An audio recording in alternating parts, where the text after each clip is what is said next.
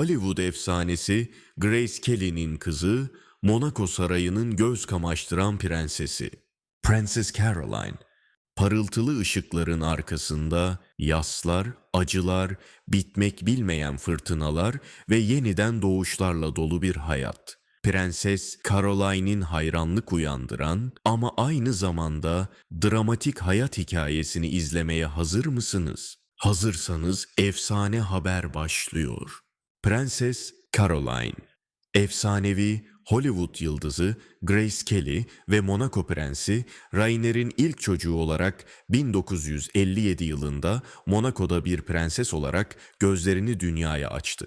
Ve Caroline o yıllardan bugünlere yıllar boyunca kamuoyunda zarafetiyle, hayata karşı gösterdiği sarsılmaz dayanıklılığı, akademik başarıları ve görevlerine sonsuza kadar bağlılığı ile ön plana çıktı ve hep saygı duyulan bir kraliyet üyesi oldu. Dünyaya geldiği daha ilk günden itibaren Prenses Caroline'in yaşamı herkes tarafından adeta kusursuz bir peri masalı olarak görülüyordu. Ne var ki tüm o ışıltılı sarayların, prestijli unvanların ve sınırsız görünen zenginliğin ardında kimsenin tam olarak bilmediği hiç de kolay olmayan bir yaşam mücadelesi var.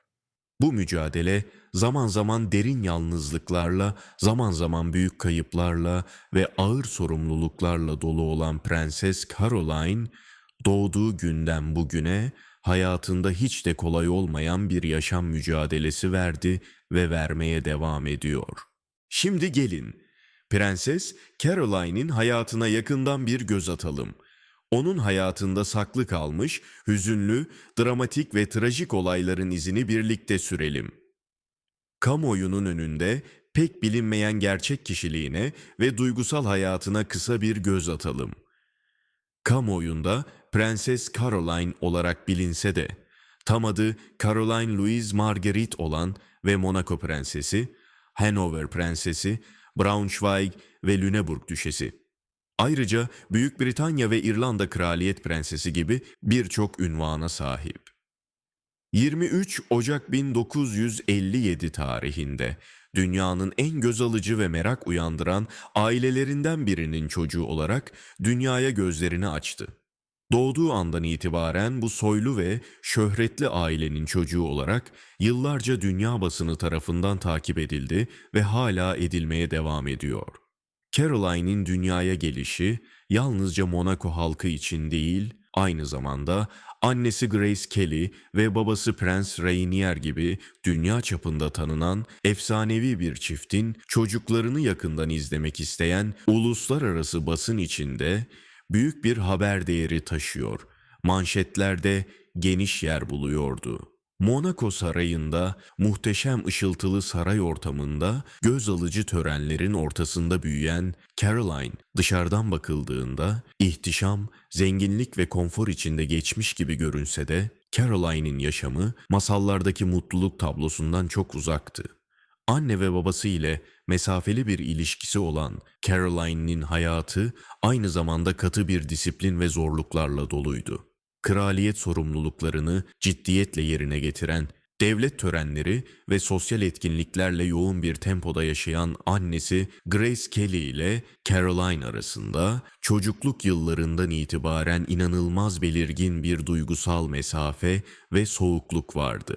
Caroline'in hem çocukluk hem de gençlik yıllarının büyük bölümü onunla eğitimi ve günlük yaşamıyla yakından ilgilenen, aynı zamanda disiplinli tavırlarıyla bilinen dadısı Maureen Wood'un gözetiminde ve denetiminde geçti.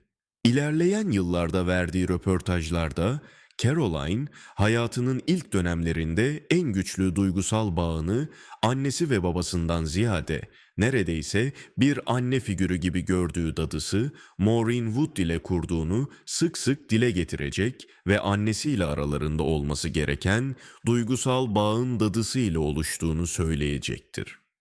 Ne kadar inanılmaz olsa da Caroline, annesi ve babasıyla aynı sofrada oturup ailece yemek yemeyi 14 yaşına gelene kadar hiç yaşamamış, bu durum ailesi ve onun arasındaki mesafeyi daha da derinleştirmiştir. Caroline'in ilerleyen yıllarda iki kardeşi daha dünyaya geldi. Bu yeni aile üyeleri hem saray hayatına hem de Caroline'in çocukluğuna yeni bir boyut getirdi. Bu kardeşlerden ilki 1958 yılında doğan ve geleceğin hükümdarı olarak yetiştirilen erkek kardeşi Prens Albert. Diğeri ise 1965'te dünyaya gelen, ilerleyen yıllarda renkli kişiliği ve olaylı hayatıyla tanınacak kız kardeşi Prenses Stephanie idi. Caroline ile erkek kardeşi Albert arasındaki kardeşlik bağı büyük ölçüde aynı dadının gözetiminde büyümeleri sayesinde güçlendi. Bu ortak anılar ikisinin de çocukluk hatıralarında belirleyici bir yer tuttu. Caroline Stephanie'nin doğumundan sonra saraydaki ilgi odağının yavaş yavaş en küçük kardeşine kaydığını fark etti ve annesi Grace Kelly ile kurmaya çalıştığı sıcak ve yakın bir ilişki bağını daha da azalttığını hissetti. Grace Kelly, yüksek beklentileri olan bir anneydi. Caroline'ın eğitim hayatını titizlikle programladı ve sıkı bir şekilde takip etti. Annesinin katı disiplini ve kontrolü altında eğitim hayatına devam eden Caroline, hem akademik alanda hem de sosyal faaliyetlerde başarılı bir akademik kariyeri oldu. Grace Kelly, yalnızca derslerdeki akademik başarıyı değil, aynı zamanda yüzme ve kayak gibi sporlarda da üstün performans göstermesi için elinden geleni yaptı ve Caroline'nin bu alanlarda da başarılı olmaya teşvik etti. Çalışkanlığı ve disiplinli tutumuyla derslerinde öne çıkan Caroline, 1974 yılında Fransız lise diplomasını onur derecesiyle almaya hak kazandı. Ardından eğitimine İngiltere'de saygın ve prestijli yatılı okul St. Mary's School'da devam etti. Sonrasında Fransa'nın en prestijli yükseköğretim kurumlarından biri olan ve kısaca Sciences Po olarak bilinen Institut d'Études Politiques de Paris'te eğitim alan Caroline, Sorbonne Üniversitesi'nde de felsefe alanında diploma aldı ve aynı zamanda psikoloji ve biyoloji alanlarında da yan dal yaptı. Böylece akademik kariyerini büyük bir başarı ile tamamladı. Bu arada paparazziler Caroline'in hayatındaki her detayı takip ediyor, onun özel yaşamına dair en küçük ayrıntıyı bile kamuoyuna yansıtıyordu. Hatta basın zaman zaman Caroline'i, zarafeti ve güzelliğiyle efsaneleşmiş annesi Grace Kelly ile bile kıyaslayarak ona karşı oldukça sert ve kırıcı değerlendirmelerde bulunuyordu. Caroline, annesinin tüm karşı çıkmalarına rağmen ilk evliliğini kendisinden tam 17 yaş büyük olan tanınmış Fransız bankacı ve yüksek sosyetenin ünlü playboylarından Philippe Junot ile yaptı ve mantığından daha çok kalbinin sesini dinleyerek karar verdi. Paris doğumlu bir Fransız olan Philippe Junot, köklü ve zengin bir aileden geliyordu. İş dünyasında, özellikle bankacılık sektöründe etkin ve saygın bir yere sahipti. Yakışıklılığı ve cazibesiyle Avrupa sosyetesinin ve davetlerin gözde ama çapkın bekarlarındandı. Kadınlar konusundaki çapkın ve maceraperest tavırları nedeniyle adı sık sık magazin gazetelerinin manşetlerine taşınıyor, sosyal hayatıyla gündemden düşmüyordu, herkesin ilgisini çekerken Prenses Caroline'nin de ilgisini çekmekte gecikmedi. Bu çapkın ve playboy imajına rağmen Junot, genç Prenses Caroline'in kalbini kazanmayı başardı ve ona karşı güçlü bir romantik çekim oluşturdu. Caroline ve Junot arasındaki hızlı, yoğun ve tutkulu romantik ilişki, adeta kasırga gibi eserek kısa sürede medya dünyasında büyük bir sansasyona dönüştü. Paparazziler her yerde onların bu ilişkisini takip ederken tüm dünya bu aşkı gazetelerden ilgiyle takip etti. 28 Haziran 1978'de Monaco'nun görkemli Aziz Nicolas Katedrali'nde gerçekleştirilen sansasyonel bir düğün töreniyle evlendi. Bu düğün tüm dünyada dönemin en çok konuşulan toplumsal olaylarından biri olurken, gazeteler bu muhteşem düğünü manşetlerine taşıyarak meraklı okurlarına bilgi verdiler.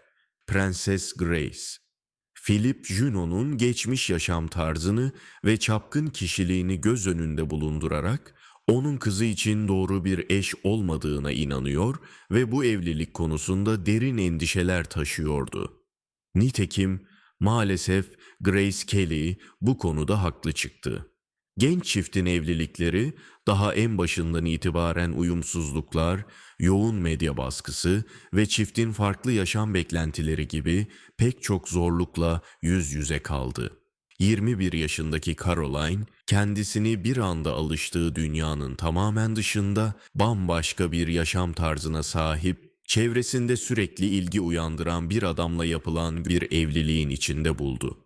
Medya, özellikle Philip'in ölçüsüz davranışlarını, basına verdiği uygunsuz demeçleri ve toplum içinde sergilediği rahat tavırları ön plana çıkararak çiftin evliliğini neredeyse mercek altına aldı.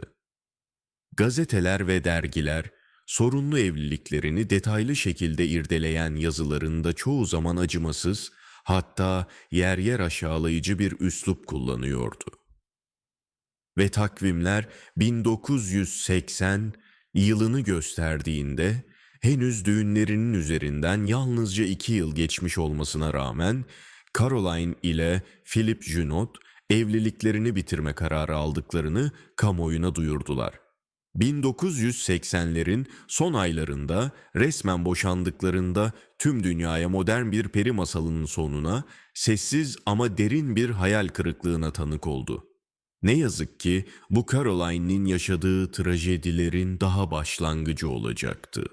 Hollywood'un en çok hayranlık duyulan yıldızlarından biri olan Grace Kelly, güzelliği, zarafeti ve yeteneğiyle adeta bir peri masalının baş kahramanı gibiydi.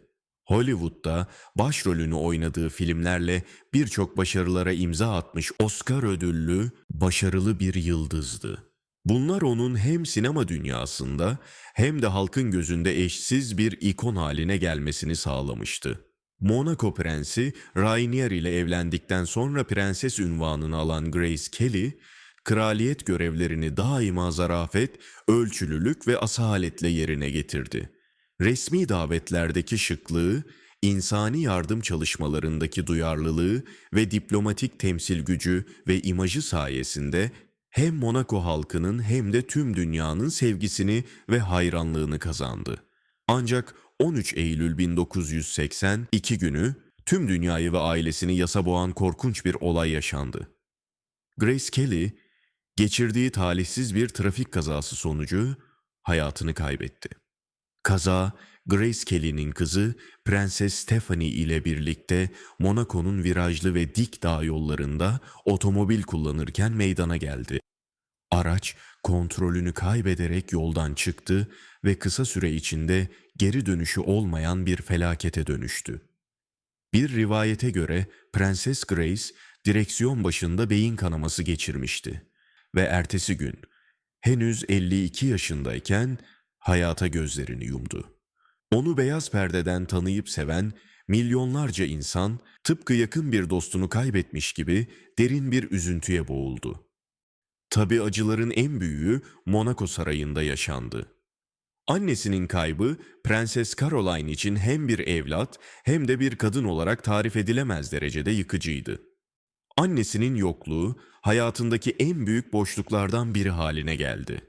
O sırada 25 yaşında genç bir kadın olan Caroline, annesinin kaybıyla birlikte bir anda ailesinin en güçlü destek noktalarından biri haline geldi. Artık sadece bir prenses değil, aynı zamanda ailesi için moral ve güç kaynağı olma sorumluluğunu üstlenmişti. Bu onun için genç yaşta ağır bir sorumluluktu. Babası Prens Rainier'in yanında durarak ona hem duygusal hem de pratik konularda destek oldu. Aynı zamanda küçük kardeşlerinin bu zor dönemi atlatabilmeleri için onlara rehberlik etti ve koruyucu bir abla rolünü benimsedi. Caroline, içten içe büyük bir acı çekmesine rağmen duygularını kontrol altında tutarak soğukkanlılığını ve ağırbaşlılığını korudu. Böylece ailesine bu en zor günlerde hem moral kaynağı hem de yol gösterici olmayı başardı. Prenses Caroline'ın Monaco kraliyet ailesi içindeki daha geri planda duran rolü artık çok daha belirgin, görünür ve etkili hale geldi ve kraliyet sorumluluklarını doğrudan yüklenmeye başladı. Yıllar içinde kardeşi Prens Albert resmi olarak Monaco'nun yönetimini devralarak devlet işlerinde lider konumuna geçti. O dönemlerde Prens Albert evli değildi ve herhangi bir çocuğu da bulunmuyordu. Bu durum ülkenin gelecekteki taht sırası açısından bir belirsizlik yaratıyordu. Bu nedenle babaları Prens Rainier anayasal bir düzenleme yaparak Monaco Anayasasını değiştirdi. Yapılan bu anayasa değişikliği sayesinde Prens Albert'in evlenmemesi ve yasal bir varis sahibi olmaması durumunda kardeşleri otomatik olarak tahtın yasal varisleri haline gelecekti. Böylece Caroline de doğrudan tahtın bir sonraki hak sahibi konumuna gelmiş oldu. Artık yalnızca bir prenses değil, gerektiğinde ulusun liderliğini üstlenebilecek konuma sahip, siyasi ve toplumsal açıdan daha da güçlü bir figür haline gelmişti. 2011 yılında Prens Albert Güney Afrikalı eski olimpiyat yüzücüsü Charlene Wittstock ile evlenerek tahtın geleceği konusunda yeni bir dönem başlattı. Caroline'in tahtın birinci varisi konumu sona erdi ve bu rol artık yeni prenses Charlene'e geçti. Böylece Caroline uzun yıllardır sürdürdüğü birincil konumunu ve beraberindeki resmi sorumluluklarını devretmiş oldu. Kraliyet protokolündeki birçok temsil ve ev sahipliği görevi artık yeni prenses tarafından yürütülmeye başlandı. Caroline ise geri planda kalmak durumunda kaldı. Bu durum, Caroline'in yıllardır üstlendiği önemli ve görünür bir rolün elinden alındığını hissetmesine yol açtı. Bu durum, onunla Charlene arasında resmi olarak dile getirilmese de zamanla hissedilen bir mesafe ve soğukluk oluşturdu. 2011 yılında Charlene ciddi bir sağlık krizi yaşadı ve saray sözcüsü onun memleketi Güney Afrika'yı ziyaret ettiği sırada sağlık durumunun tehlikeli bir hal aldığını kamuoyuna açıkladı. Charlene, çeşitli sağlık komplikasyonlarıyla karşılaştıktan sonra uzun süreli iyileşme süreci için bir rehabilitasyon merkezinde tedavi altına alındı. Charlene'in yokluğunda Caroline, geçmişte annesinin ölümünden sonra üstlendiği liderlik ve temsil rolünü yeniden devraldı. Kraliyet ailesinin yüzü olarak Monaco'nun First Lady'si görevini geçici de olsa tekrar üstlendi ve ülkeyi resmi törenlerde temsil etmeye başladı. Bu arada Caroline duygusal yaşantısında da büyük mutluluklar ve dramlar yaşadı. Caroline ile ikinci eşi Stefano Casiraghi'nin yolları 1982 yılının o parlak ve hareketli Monte Carlo akşamlarından birinde şehrin seçkin isimlerinin bir araya geldiği zarif bir sosyal etkinlikte kesişti. İlk bakışta hissedilen çekim kısa sürede derinleşerek tutkulu bir aşka dönüştü. Aralarındaki bağ her geçen gün daha da kuvvetlenerek etraflarındaki herkesin fark ettiği özel bir hikayeye dönüştü. İtalya'nın köklü ve tanınmış ailelerinden biri olan Casiraghi hanedanına mensup başarılı iş insanı Stefano Casiraghi hem iş dünyasındaki başarıları hem de sosyal çevredeki itibarıyla biliniyordu. Bu aşk Caroline'in hayatında yeni bir sayfa açtı. İtalya'nın moda başkenti Milano'da dünyaya gelen Stefano Casiraghi, karizmatik kişiliği, zarif görünüşü ve hayata karşı duyduğu sınırsız macera tutkusu ile tanınıyordu. Tanışmalarından sonra aralarındaki duygusal bağ, kısa sürede güçlü bir sevgiye, aşka ve sarsılmaz bir güvene dönüştü. 29 Aralık 1983'te Monaco Prenslik Sarayı'nda dünyanın dört bir yanından gelen kraliyet mensupları ve soyluların huzurunda gerçekleştirilen ihtişamlı bir düğünle evlendiler. Evlilikleri boyunca Andrea, Charlotte ve Pierre isimlerini verdikleri 3 çocukları oldu. Her çocuk aile hayatına ayrı bir neşe ve mutluluk kattı. Caroline ile Stefano çocukları ile mutlu bir yaşam sürerken hem kraliyet görevlerini hem de ebeveynlik sorumluluklarını büyük bir sevgiyle dengelediler. Yoğun protokol programlarına rağmen Aile olarak birlikte geçirdikleri vakit onlar için en değerli anlardı. Yaz tatillerini Akdeniz kıyılarındaki sakin koylarsa geçiriyor. Kışın ise dağ evlerinde şömine başında uzun sohbetler ediyorlardı. Bu anların kalplerinde ömür boyu saklayacakları değerli hatıralara dönüşeceğini o zamanlar farkındalar mıydı? Bilemiyoruz. Fakat bir süre sonra yaşayacakları büyük acı sonrası bu anılar onlar için tutunacakları en değerli şey olmuştur diye düşünüyorum. Fakat bu kusursuz evlilik ve aşk ne yazık ki evliliklerinin 7. yılında büyük bir trajediyle son buldu. 3 Ekim 1990 günü Caroline hayatını sonsuza dek değiştirecek büyük bir trajedi daha yaşadı. Stefano Casiraghi, Monaco açıklarındaki mavi sular üzerinde yapılan bir hız teknesi yarışında geçirdiği kaza sonucu tüm kurtarma çabalarına rağmen hayatını kaybetti. Stefano'nun ölümü, Caroline'in kalbinde onarılması imkansız bir yara açtı. Evliliğinin en parlak döneminde sevdiği adamı ani ve trajik bir şekilde kaybetmek onun hayatındaki en ağır travmalardan biri oldu. O andan itibaren Caroline, 3 küçük çocuğunun hem annesi hem de babası olma sorumluluğunu omuzladı. Büyük kaybın ardından basının ve kamuoyunun sürekli ilgisinden uzaklaşmak isteyen Caroline, çocuklarıyla birlikte Fransa'nın sessiz ve gözlerden ırak bir köyüne taşındı. Burada hem yasını tutmak hem de çocuklarına huzurlu bir ortam sağlamak için yeni bir yaşam kurmaya çalıştı. İçinde taşıdığı derin acıya rağmen Caroline, çocuklarının geleceği için dimdik ayakta durmayı bildi. Onların yanında güçlü bir figür olarak var olmaya, hayatın getirdiği zorluklara karşı direncini korumaya özen gösterdi. Evliliklerinin trajik bir kazayla sona ermiş olması, Caroline'in Stefano ile yaşadığı güzel anıları unutturmadı.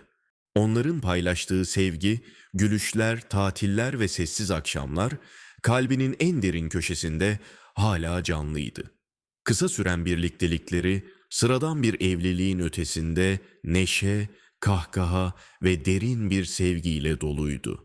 Aralarındaki bağ, zamanın kısalığına rağmen ölümün bile koparamadığı bir güçle örülmüştü. Ve zaman her şeyin ilacıdır sözü bir kez daha kendini gösterdi. 1999 yılına gelindiğinde Caroline 3. evliliğini Hannover Prensi Ernst August ile yaptı. 20 Temmuz 1999 günü çiftin Alexandra adını verdikleri tek kızları dünyaya geldi. Almanya'nın tarihi ve prestijli Hannover kraliyet ailesinin bir üyesi olan Ernst August, çocukluğundan itibaren geleneksel aristokrat kuralları ve yüksek sosyetenin yaşam tarzıyla büyüdü. Fakat Ernst August, değişik karakteriyle kamuoyunda sık sık tartışmalara yol açan skandal davranışlarıyla tanınıyor. Prenses Caroline ile yaptığı evlilik, Ernst August'u bir anda uluslararası medyanın ilgi odağı haline getirdi. Ne var ki bu yoğun ilgi çoğu zaman olumlu hikayelerle değil, skandal yaratan davranışlar ve tartışmalı olaylarla besleniyordu. Ernst August'un zaman zaman kontrolsüz öfkeye kapıldığı ve şiddet içeren davranışlarda bulunduğuna dair haberler medyada geniş yer buldu. Bu olayların basına yansıması çiftin evliliğindeki çatlakları görünür hale getirdi. Caroline, eşi Ernst August'un özellikle aşırı alkol tüketiminin tetiklediği sorunlu ve bazen dengesiz davranışlarıyla baş etmek zorunda kaldı. 2000'li yılların başında yaşanan ve dünya basınında geniş yankı uyandıran bir olayda Ernst August, Almanya'da düzenlenen Expo 2000 fuarında Türkiye standının duvarına idrarını yaparken kameralara yakalandı. Bu davranış yalnızca kişisel bir skandal olmakla kalmadı. Aynı zamanda Türkiye ile diplomatik düzeyde ciddi gerginliklere yol açtı. Şiddet unsuru taşıyan bazı eylemler Caroline'in huzurunu ve güvenliğini tehdit ederek evliliklerini dayanılmaz bir noktaya sürükledi. Bu durum onun hem ruhsal hem de sosyal yaşamını olumsuz etkiledi. 2009 yılına gelindiğinde birbirlerinden ayrı evlerde yaşamaya başlamalarıyla fiilen ayrılık süreci başladı. Resmi boşanma durumuna ilişkin farklı kaynaklar çelişkili bilgiler vermekte. Evliliğinin sona ermesi Caroline için iki farklı duygunun iç içe geçtiği bir dönüm noktası oldu. Bir yandan uzun zamandır içinde bulunduğu huzursuz atmosferden ve yıpratıcı tartışmalardan kurtulmanın getirdiği bir rahatlama hissi yaşarken, diğer yandan bir dönemin kapanmasının yarattığı derin bir üzüntü ve boşluk duygusuyla yüzleşmek zorunda kaldı. Tüm kişisel zorluklarına rağmen Caroline, Monaco kraliyet ailesinin bir üyesi olarak taşıdığı ünvanın sorumluluğunu unutmadan görevlerine ve temsil ettiği değerlere odaklanmaya devam etti. Onun bu güçlü duruşu yalnızca yakın çevresindeki insanlara değil, onu uzaktan izleyen pek çok kişiye de ilham verdi ve hayatta hiçbir fırtınanın karşısında pes edilmemesi gerektiğini gösterdi. İşte böylece Prenses Caroline'in hayatındaki bir döneme ait hikayemizin sonuna gelmiş bulunuyoruz. Bir prenses olmak sadece taç takmak demek değildir. Onu unutulmaz yapan şey Monaco'nun altın saraylarında yürüyen bir asilzade olması değil, kalbinin gücüyle dünyaya iz bırakmasıdır. Bir prensesin hem acıyla hem zarafetle örülü yolculuğunu izlediniz. Sizce Caroline'in hayatındaki en çarpıcı dönüm noktası hangisiydi? Yorumlarda buluşalım. Yeni kraliyet hikayelerini kaçırmamak için abone olmayı unutmayın.